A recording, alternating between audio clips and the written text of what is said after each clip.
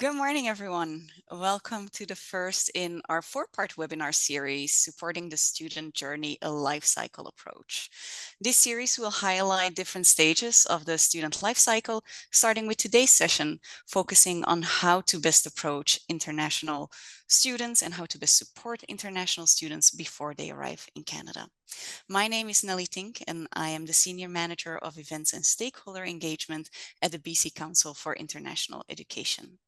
Before we get started, I would like to acknowledge that BCCIE is on the traditional and unceded territories of the Coast Salish peoples of the Musqueam, Squamish, and Tsleil-Waututh nations. Now on to a few housekeeping items.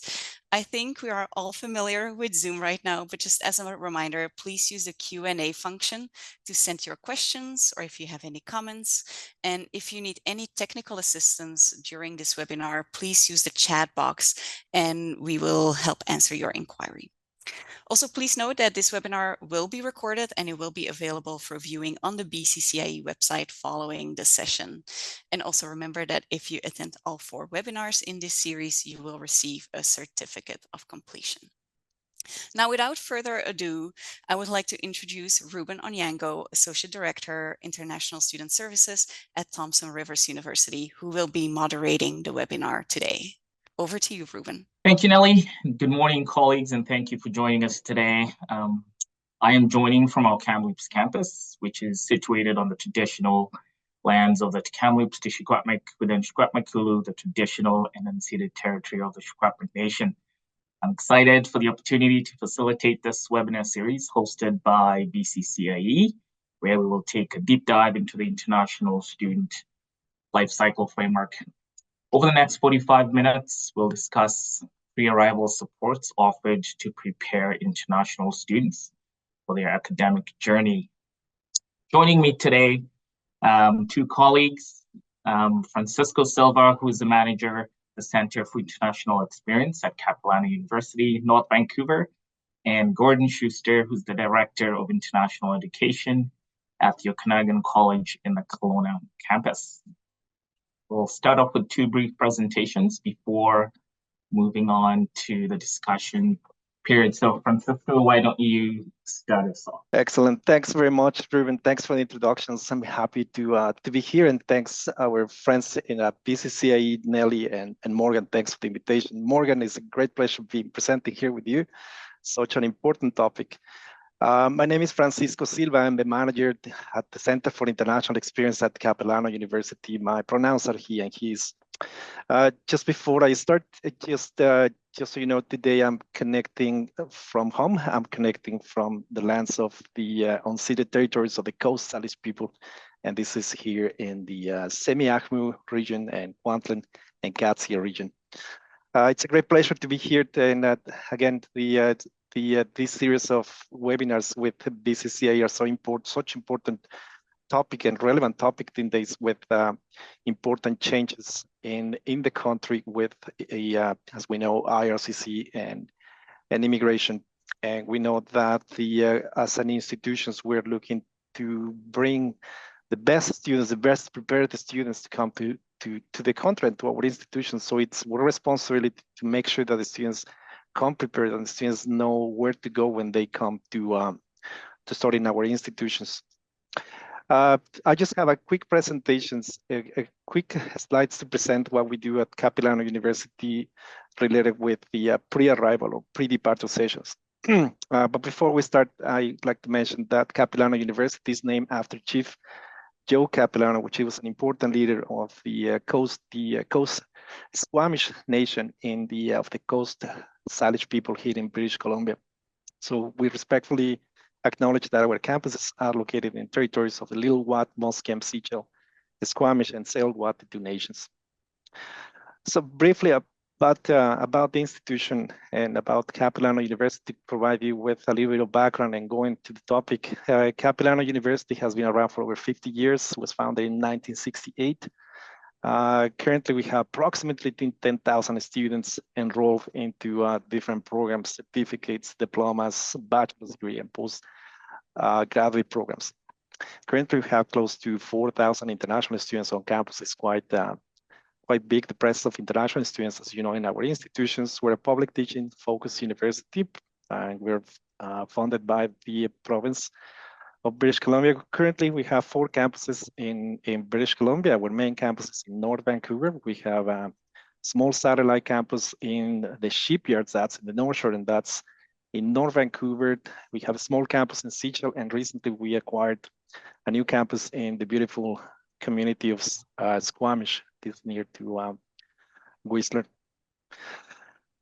Just before I continue, so Capilano University has been admitting students, international students, for over 30 years. It was 1998 when we actually admitted our first international student. Of course, I wasn't there at that time, but this is new for us, dealing with international students. Just to give you a little bit of background on the enrollment that the international enrollment at Capilano University, our top source of countries, international students coming from, are from India, followed by Iran. We have a large Persian community in the North Shore, so attracts the students from Iran. Then we have China, of course, Mexico, and Vietnam. Back in 2018, when other institutions starting to receive students from, particularly from India, I joined the team. I joined Capilano University in 2019. And by that time, there were not that many Indian students coming to the institution as the rest of the universities. So it was 2018 when we're starting to see more students walking on campus, more students from India walking on campus, and of course the community and faculty were starting to notice that there were more students coming from this particular country. And right away, when they start coming into and start their classes, start their credential, then faculty were starting to get curious about the type of students that we're admitting in the office, in the Center for International Experience. We knew that the students, we thought that they were coming prepared. We thought that by giving them the tools and a beautiful LOA with a beautiful welcome guide, which is an online platform that we post, updates about IRCC. We thought that was enough for the students to come prepared. But we started noticing that the students were missing deadlines. A big issue, a big concern for us is registration, course registration. We had students every semester that they were not registering for courses. It's a practice that is not common in many countries, as you know, and of course in India. So we started to do this. We started to think about 3D particitation. That was Chris Bottrill, the AVP of International at Capilano University, who started doing these sessions. We go to India 3 times a year. We have partners in India who can help with the logistics. So we thought that why don't we do 3D participations for the students? The majority of them come from India. It makes sense to do it in the country since we're doing recruitment. We go through 3 times a year. And let's bring the students and let's do these sessions. We heard about other institutions also doing 3D participations, and we thought going to India and start preparing and meeting students in person. So the session is starting to get a lot of attraction from students. Of course, as I mentioned, we have partnerships in India that helps with the logistics, the invitations to students. We invite parents to come to the sessions. That's important to create that sort of community sense before they come to Canada. Parents love to see the institution coming. So we started with the small sessions, and then we started to get more students from India over the years, and we do 3D partner sessions right now. We do 3 3D partner sessions in India per year. The reason that we do it in India again is because the majority of the students come from the country, but if we see that it is a number of students coming from Nepal, for example, that is another country that we're getting students, we would just organize another session in person, which is not that far from Delhi, and do another session in Nepal. We also look at the number of students coming per region, those that they come from the north. So we do 2-3 sessions. The majority of students come from the Punjab region. So we dedicate more time, spending more time in the north. And we do sessions in the south, so students will get admitted and new students from the south can join any session. In my experience, these pre-departure sessions, they are almost a day-long sessions. They're quite heavy in information.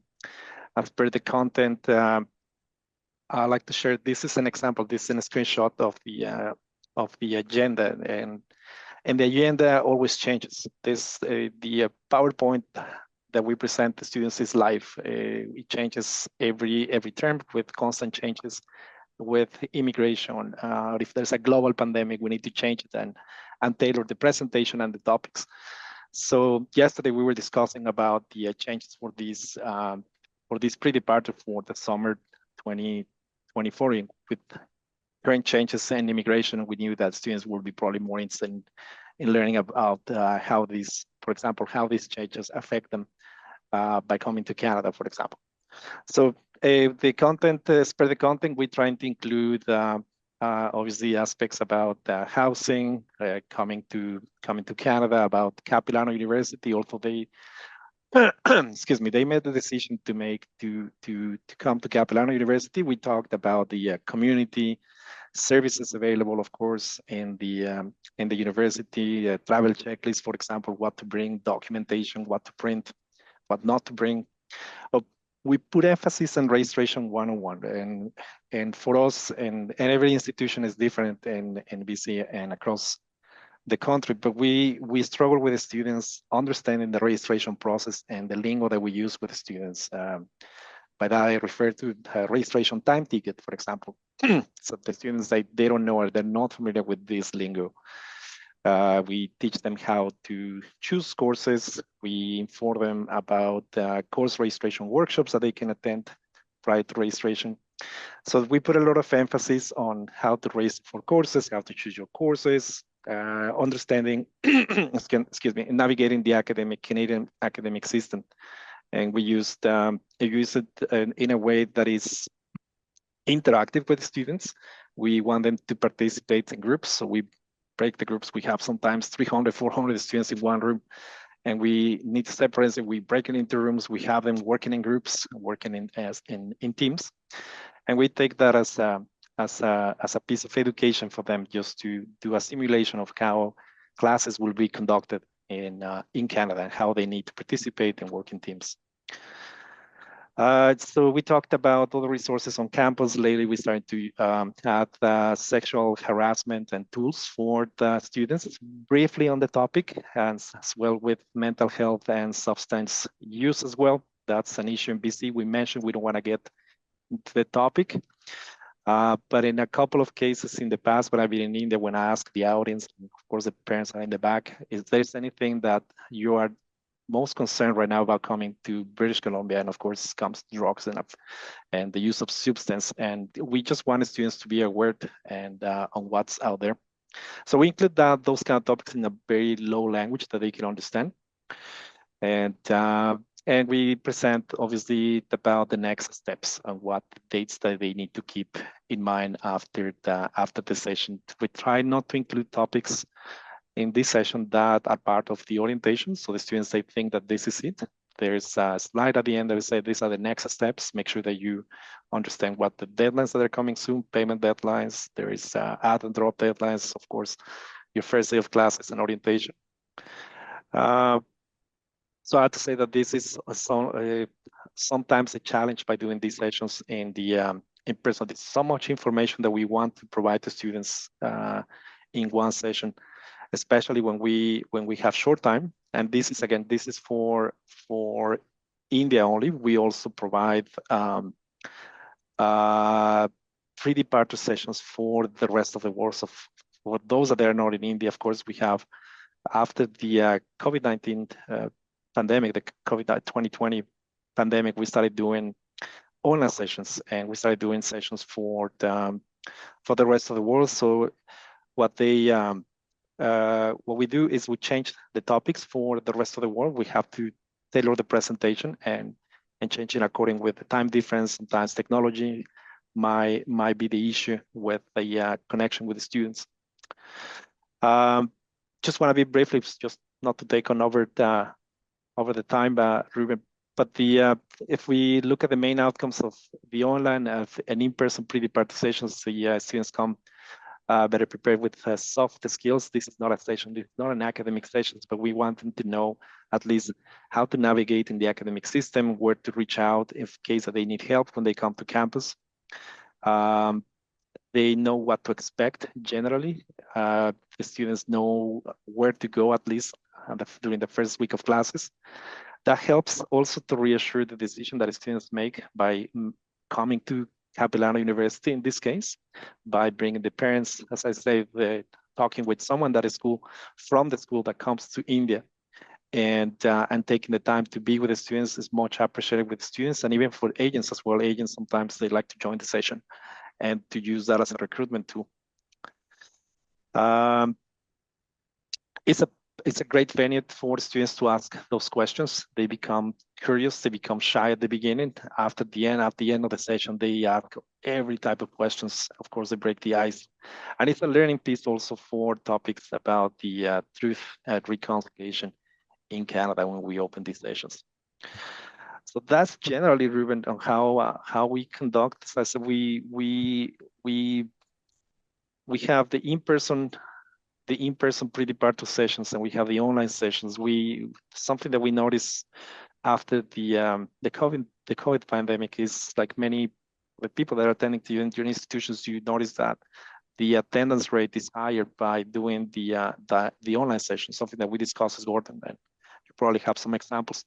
The attendance rate when we provide these sessions online, even orientation as well, is higher than when we used to do it in person. So something to share it as well, Ruben. And I'll pass it over to you. I don't know how we're on time. I'll pass it back to you, Ruben. And Gordon, I welcome any questions and comments, feedback that you might have. Great.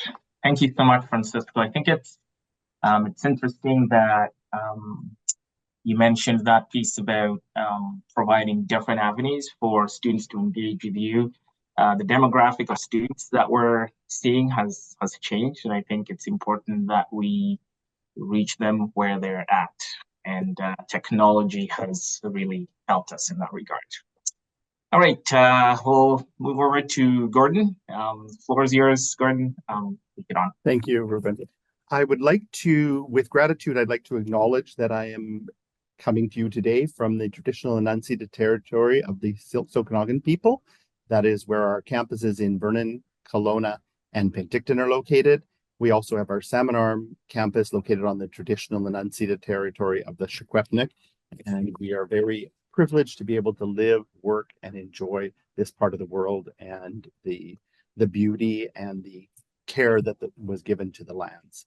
So I just wanted to start with that.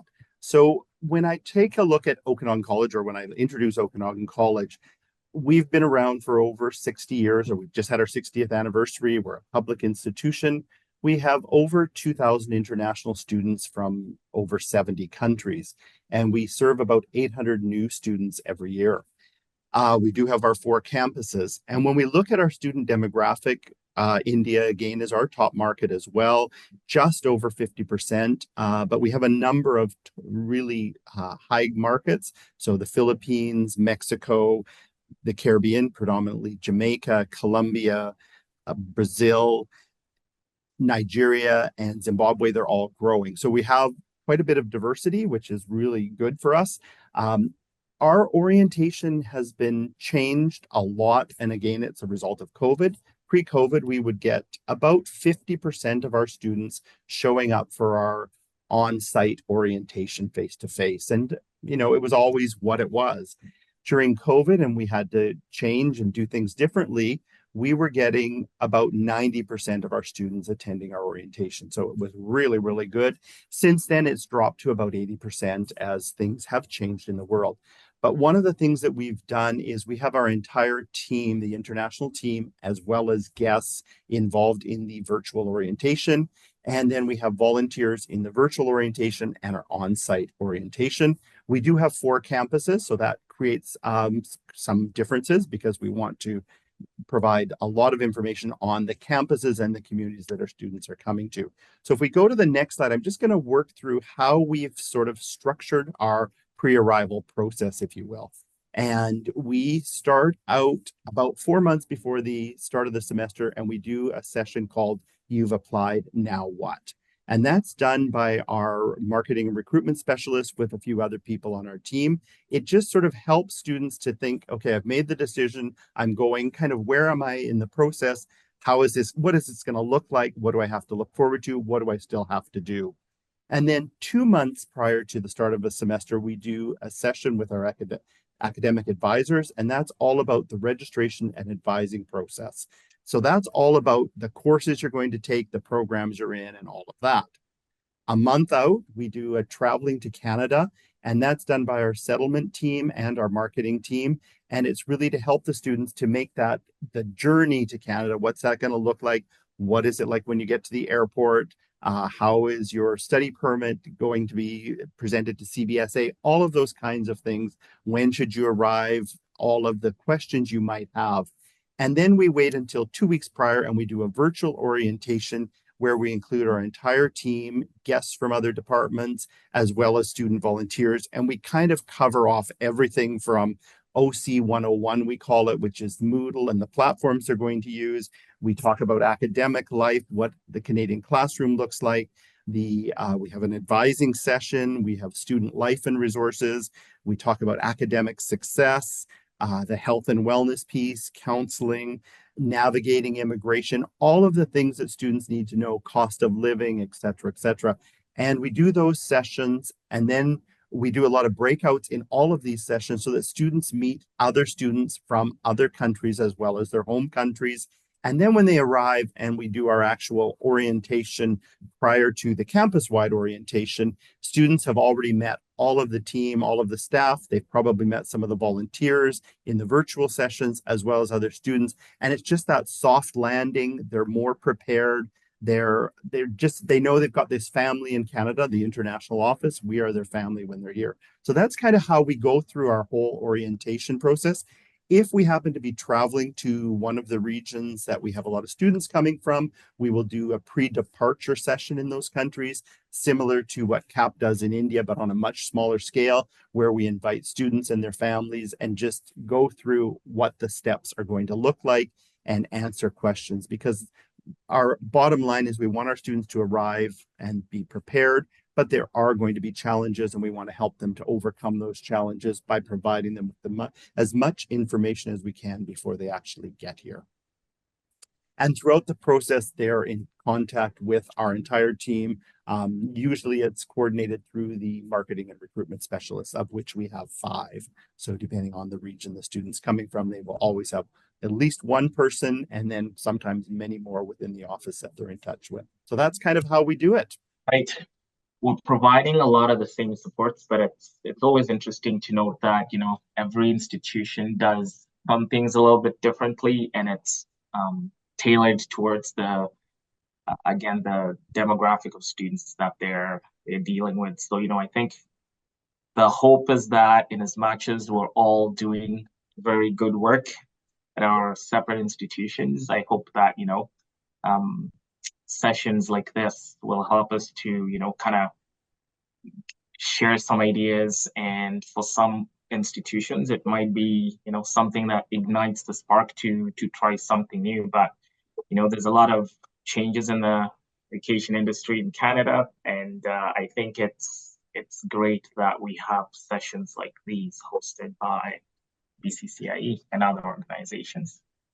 So with that being said, we are going to move on to the discussion questions. I have 7, so we'll see how many we can get to before we allow some time for questions from the audience today. So the first one is related to the land acknowledgements and, exploring the role of land acknowledgements in welcoming and engaging international students. So we know that this is one of several ways to cultivate cross-cultural awareness and respect for Indigenous peoples' territories. So my question is, what are students telling you about the land acknowledgements? It must be very, for some students it's a surprise, for some students it's odd when they hear the land acknowledgement for the first time or the first few times. Do you give them more opportunities to learn about Indigenous people's culture beyond the land acknowledgements as well? So we'll start with you, Gordon. Okay, so we do our land acknowledgement at the beginning of all of our presentations, and we start with it, and then we give a brief explanation of why we do it. And it's very brief in the initial stages, just that why we're doing this, part of Truth and Reconciliation, and acknowledging that we're on traditional and unceded territory that settlers came in, took over, if you will. And then when we do our large orientation, the 2-day virtual orientation, we will have somebody from Indigenous Services give another perspective. And then when we do our in-person orientation, we have either a local elder or someone from the local Silts community, or Secwepemc in the case of Salmon Arm, to do an introduction, usually a welcome song, and just sort of start that process of explaining about Canada's history. We also have our Indigenous Services offices at all of our campuses. We have a big powwow at our Kelowna campus at the early in September. So we invite students to attend, and a lot of students are very interested in that. The other thing is we recommend that students take the Indigenous 100 course, which is a first-year university course on Indigenous culture and Indigenous history. So we try to create a lot of awareness and explain why we're doing this, and that we're trying to live up to the Truth and Reconciliation. The other thing that's important to note is we have students that come from other countries where they were part of an Indigenous culture as well. So it kind of goes full circle. So that's kind of how we've been doing it. And it's been, I don't want to say challenging, it's been interesting. Now it's more accepted, as I think there's more awareness, because before students arrive, not only are they attending our sessions, they're also usually in contact with students that are already here. So they're hearing more things. So I think it just is more preparedness on the part of students. Francisco, anything to add to that? Absolutely, and that's interesting to hear this part, because they're curious, of course, on the topic, and with access to information nowadays, and the students being able to find out information about Canada and the commitment with this truth and reconciliation principles. They kind of know, but when they see it up in front, when you come and present, open it up the presentation and say, and that your school, your university land is actually not part of government. It's actually because you take the opportunity to bring that educational piece to students.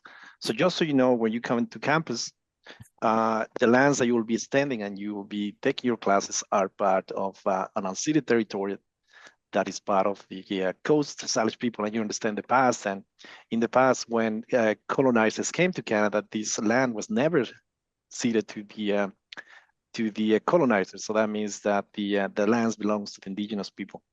So it opens up curiosity in the students, and I think they don't expect it to see it right up in front. But it's a great opportunity to bring that and to create that connection. You mentioned that, Gordon, for Indigenous people, Indigenous students coming to Canada, creates that great connection to know that their institution also has those connections with Indigenous people. So by recognizing that the campus lands and territories, new international students will be taking their education, that opens up curiosity among the students, gets them to get familiarized with this practice. They will see it over and over again when we open when they attend a meeting, and that is important for the institutions and of course for the country to recognize the lands and the rights of the Indigenous people. Right. Yeah, and it's it's very interesting because I came to Canada as an international student myself, and back then land acknowledgements were not a thing, and even when we started doing land acknowledgements at our campuses, I think it took a while for us to shift the way that we think, right? It took me a while.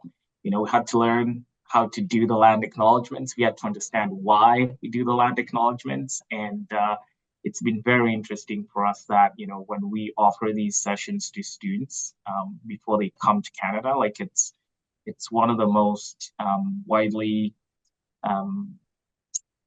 like students love the session a lot, and there's a lot of curiosity, and that curiosity carries over on campus. So, I think we're giving international students a lot more opportunities to learn about the Indigenous peoples' cultures and to integrate and learn. So that's awesome. Second question is about the importance of comprehensive pre-arrival supports for international students. So what elements do you consider to be essential at your institution? We could talk about health and wellness supports, visa, immigration support, regular and timely communications. What's important at your institution? Francisco, I'll let you answer. Thanks, Ruben. Yeah, as you you mentioned that for every institution, it's different. For your institutions, for those that are attending the session, maybe your focus will be different, and than the Capilano University and Okanagan College as well. For us, we struggle with the course registration, the students understanding how to register for courses. And we collaborate with the registrar's office, the academic advising team, and putting also course registration workshops. And we put emphasis on making sure the students understand what a time ticket is, when they need to be connected to register for courses, that they understand what the course outline is, what the courses that are part of the program that they have been admitted. So we put emphasis on course registration in these sessions, but we are starting to, as I say, like every time there's an update from IRCC or there's a pandemic, in this case 3 years ago, we're trying to also tailor the presentation and to add topics that we know they will be relevant and the students will be asking. In this case, is for the updates for IRCC. Maybe not for the summer students, because most of them come with a study permit without this attestation letter. But for the fall, for example, we need to add more topics and to add more immigration advice and resources to bring a RISIA designated advisor to the session and to answer these questions. But also we bring topics on the medical insurance, understanding medical insurance. I know it's quite a heavy topic, especially doing it in person and online in a session, but we know it's important. You mentioned visa and immigration support. We tell them the documents that they need to bring and whatnot. But a lot of emphasis in what to expect when you come to Canada. So as I say, the course registration.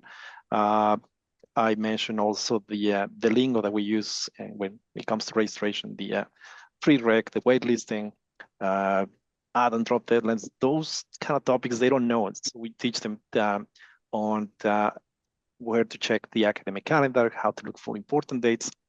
So those are essentials in the pre-departure sessions.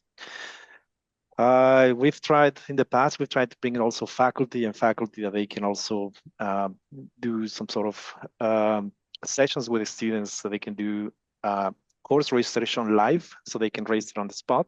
We tried that in the past, and that's a little bit challenging, because having over 300 students in the same room and being connected in the laptop, sometimes it brings challenges around connections, Wi-Fi, and whatnot. But yeah, I would say these are the main topics that we tried to cover during these sessions, Ruben. Okay, thank you. Gordon. Sure. All of the elements above, of course, very important. I think one of the other things we talk a lot about is academic integrity. We kind of thread that through, because it's really important that, education systems are different in the students' home country and when they come to Canada. So really making them aware of the academic integrity policies. They have a mood, of course, they have to take on academic integrity so that they're better prepared and hopefully don't do something that goes against those policies.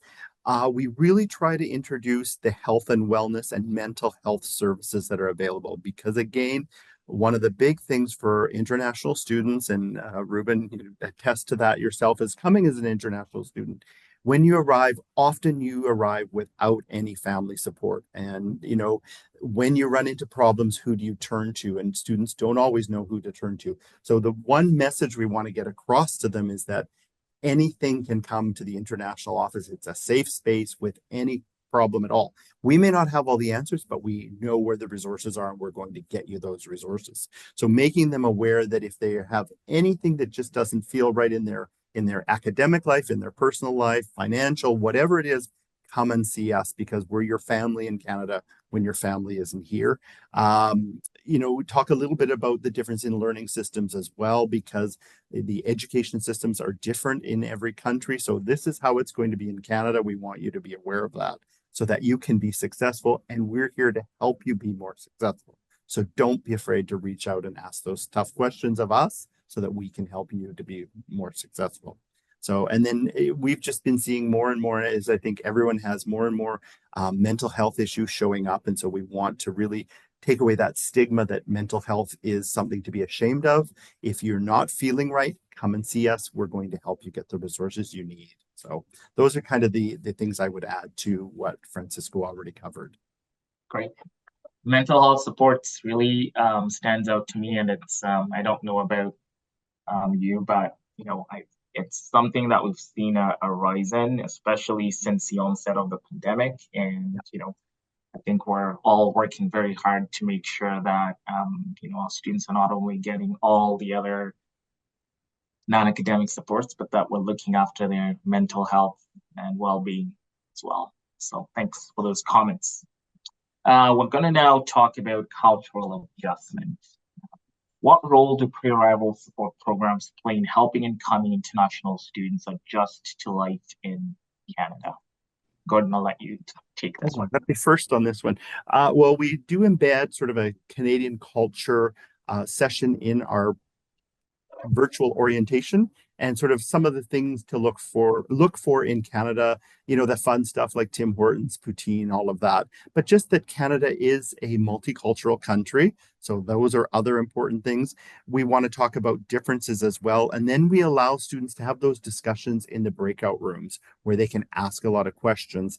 And then as they come into Canada, they kind of learn that, okay, it is different. It doesn't mean I have to change who I am. I don't have to fit in and assimilate to Canadian culture, because really what is Canadian culture? Because it is the melting pot that it is. So we try to touch on what is uniquely Canadian or what makes Canadians unique, but everyone has a place in Canada. And we try to make that more of the point, as you will have your culture and you will have your families, if you will, or your tribes, or if you want to call them your groups and your supports. And that might be people from your home country, might be people in your program, might be your religious affiliations. It might be the people you hang out with at school or people you work with. It can be a whole bunch of supports that you're going to have. So we kind of do the full circle on that one as well. Let's go.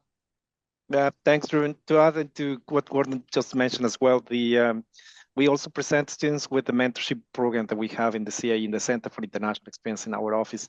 And this is a mentorship program that's been around for more than 10 years now.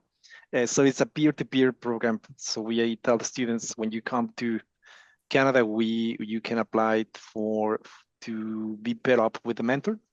So the mentor will be with you the first, second semester is someone that's been in Canada for a year, for 2 years.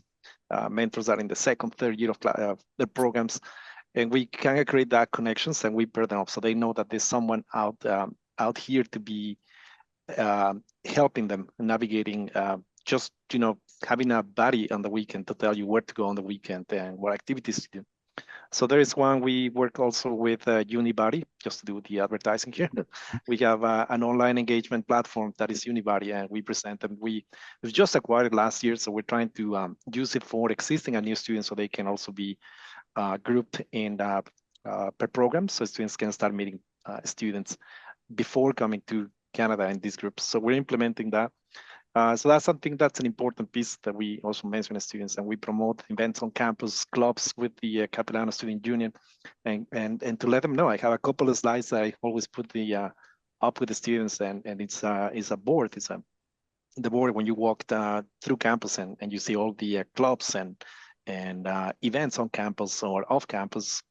And I tell the students, get engaged, and get someone, get a friend right away, and get involved in all these initiatives.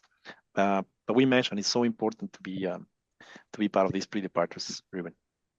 That's awesome.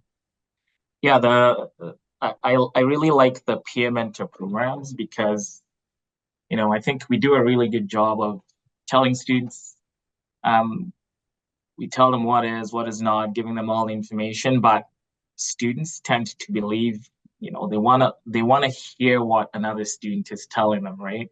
So I think the peer mentor programs are really important. And yeah, I just learned about UniBuddy at the BCCI symposium at the beginning of the year. So that's something I think worth looking into for institutions that are looking to set up these kind of programs.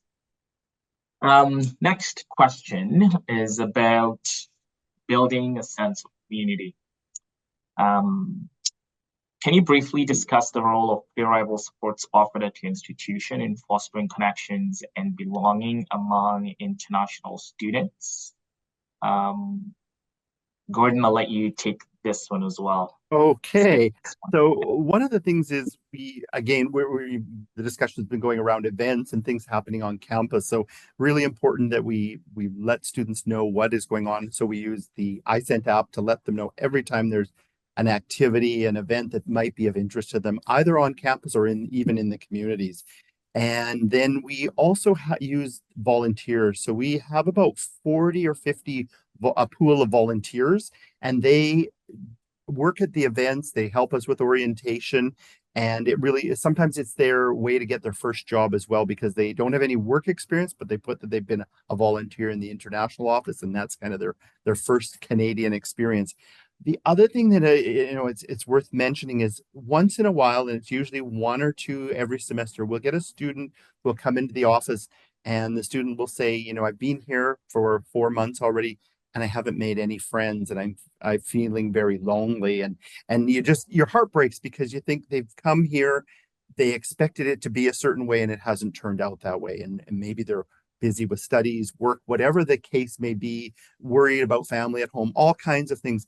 Often we'll say to them, hey, why don't you become a volunteer? Because we always need volunteers, and you'll meet other students by volunteering. And so often it's been one of those things where the students all of a sudden, okay, I'm starting to make some connections and some friends, because there's nothing worse than not having supports.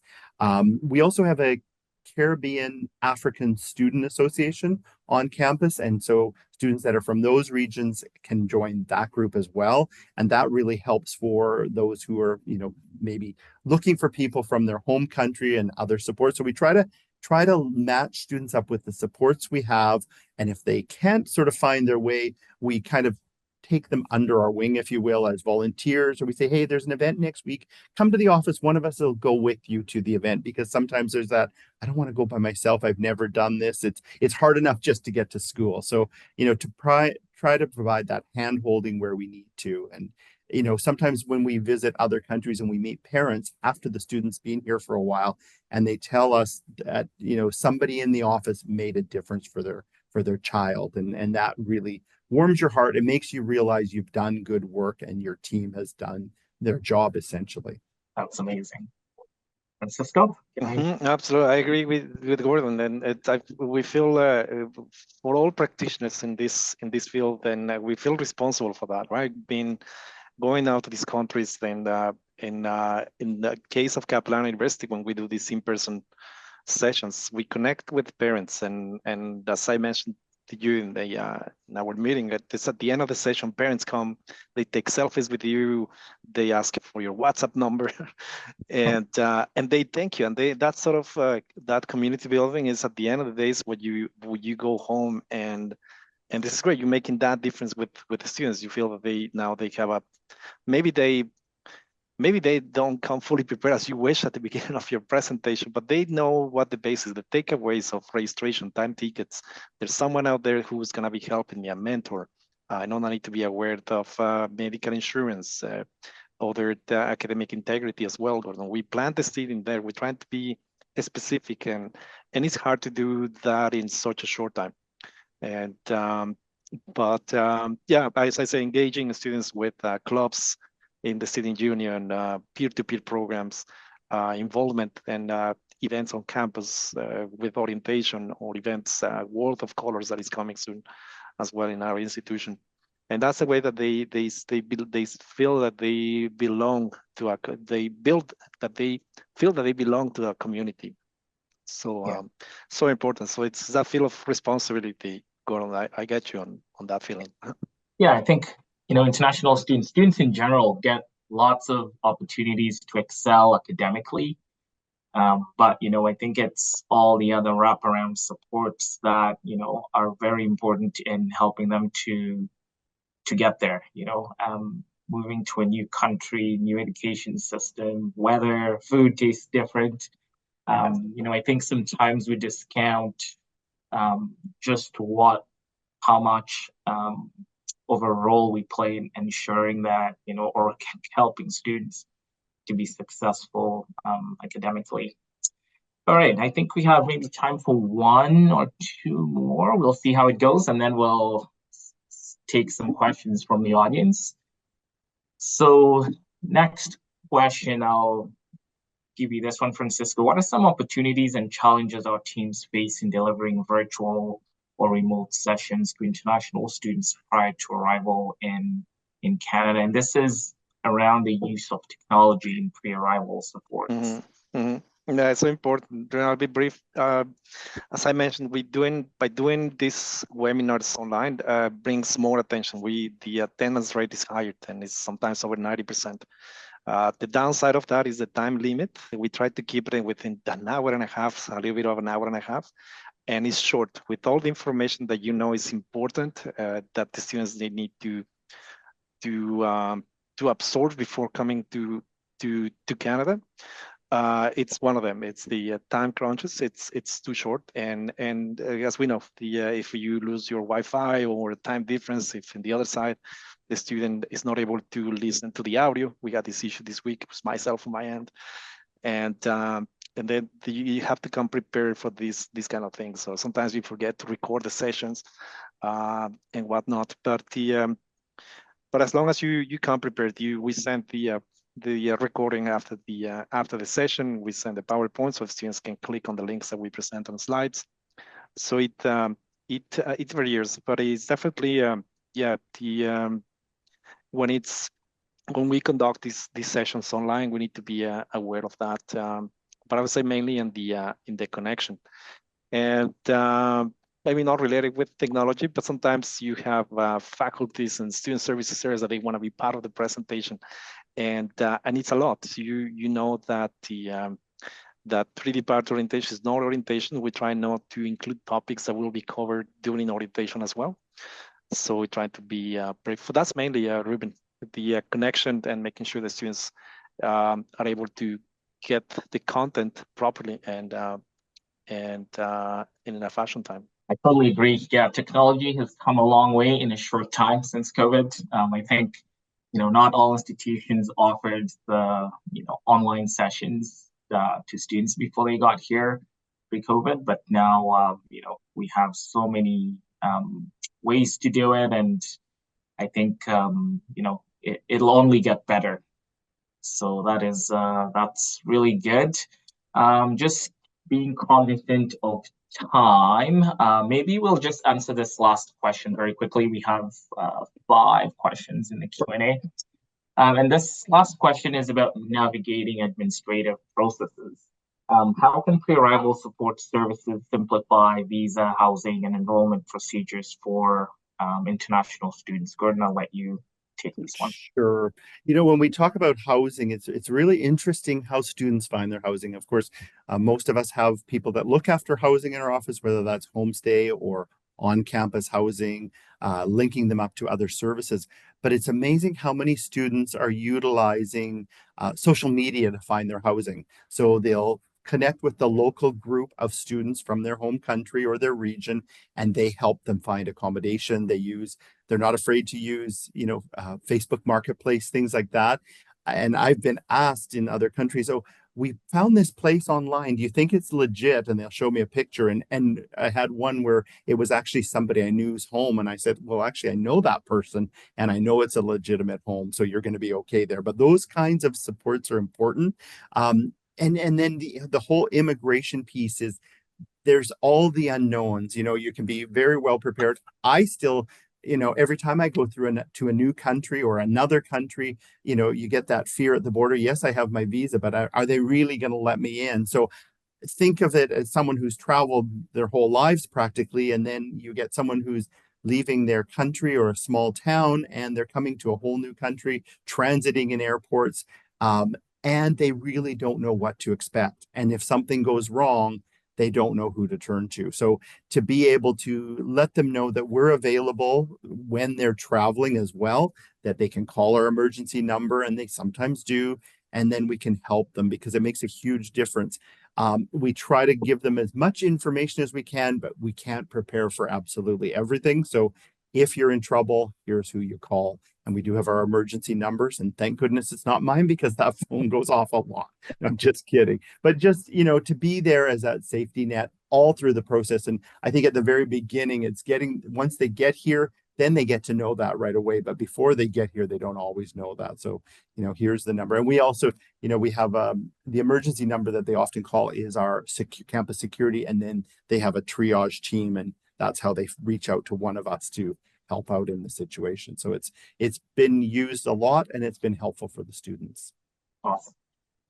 Francisco, quickly, do you have anything to add to that?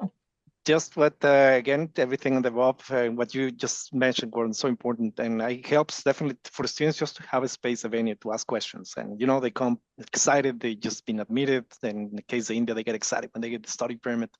And I think they take the opportunity to ask these questions that they wouldn't be sending by email, or my school is here, or I'm having this session with my university, and they open it up to ask these questions. They come more prepared. They know the deadlines they need to follow through. Again, in case of course registration, they need to know when they need to be connected and online selecting courses. But I would say the for our pretty part of sessions is the course registration preparedness, that they know at least where to check and where to ask for help when they need it. Ruben. Awesome. Thank you very much, Francisco and Gordon, for sharing your insights today. I think it's for those of us who are delivering these sessions, we need to keep doing it. I think it's really great to see a student arrive in Canada and do so confidently, and not being nervous or scared or afraid. You know, it's good that we're offering these sessions, and I think it's the only way that we can continue to, you know, I think have confident students arrive in Canada. So, you know, I think more opportunities are needed for us to share what we're doing, because I bet you, for all who are attending today, many of you are doing something a little bit different, and it would be good for us to have opportunities like this to share. All right, so we have time for a few questions. I'm just looking at the Q&A here. Great question here. This is from Larissa. Have you noticed a difference in students being better prepared? Second question, do you feel that anything is lost by not doing the sessions in person upon arrival? I'll let either one of you take this. I think our students are arriving better prepared. Certainly, you know, pre-COVID, they weren't as prepared because we did less. We sent them everything. We didn't do virtual sessions pre-COVID, so everything went as paper. When I say paper, PDFs. We didn't actually mail paper, but electronically. And here's all the things you have to do. When you actually get to have sessions where you're getting the information, and then we're following up by sending the recordings, but also doing the breakout sessions where they can ask the questions in the group or talk to volunteers that are students that are here, they get way more out of it. And so I think for us, it's made a huge difference, and it has been very, very beneficial. And Francisco, I'm sure there's things you would add to that as well. Yeah, absolutely. Just to add into the second part of the question, to be mindful of the time, if we notice any difference between the in-person and online session, I would say definitely the in-person sessions in India have more impact. They see you in person. They see, again, for those that they bring the families. In the case of India, they solidify the commitment that they made to the institution. and I don't have any academic proof and to see what it's working, if the in-person or the online sessions are working better. But I can say that it's beautiful walking on campus and seeing the students smiling at you and saying, "Oh, I saw you in Chandigarh, I saw you in Jalandhar," and that's a beautiful feeling. But I can say that yes, they come when you see them, and at the end of the day, at the end of the session, when they come and help and thank you for providing that information, then I think that's a good indicator that these sessions are working. And as I said, mentioned, in your institution might be different, but if you're not doing right now any sort of pre-arrival session or checking in students, I would suggest, and it doesn't have to be sophisticated, do it online. First, know your students. I can guarantee you that you will have positive outcomes out of this. And so important nowadays, now that students are constantly bombarded with information, and to keep checking your students. Gordon, I like the approach that you take with the students 4 months before classes start and checking on students. That's a good example of how to keep in touch with your students. Awesome. There's a follow-up question here. Maybe Nelly, this is a good time to have that poll. Is there data that is collected to gauge if these presentations have a positive impact on students? For example, reduced complaints and/or questions or improved students' outcomes. Are we collecting feedback from students to inform how we present to students? The poll is live. If you could share answer, that'd be awesome. Okay, I'm looking at the other questions, and majority of the questions were discussed during the presentation. So looks like 65% are not measuring success of their pre-arrival support. So yeah, maybe something to consider moving forward, right? I think we want to direct resources where they're most needed, and if students feel that we need to direct the resources somewhere else, then this would be a good opportunity to do that. Okay, I think that will be it for today. So, want to thank everybody for participating today. We look forward to seeing you next week as we discuss supports offered to international students upon arrival in Canada. So again, to my colleagues, Gordon and Francisco, thank you. I'll pass it back on to Nelly. Thank you, Gordon and Francisco, for sharing your insights. Thank you, Ruben, for moderating the conversation. We'd also love to hear your feedback following today's session. So for everyone that attended, we'd appreciate it if you can complete the survey when you log out of Zoom. And then, as Ruben mentioned, the second webinar in this series will take place next week, Wednesday, same time at 10 a.m. So that's March 6th. It's entitled Navigating New Beginners, Fostering a Smooth Transition to Canada. So we'll be talking about how to support students when they arrive in Canada. You can find the registration link on our BCCI website, and we hope to see you there. Thank you, everyone. Bye.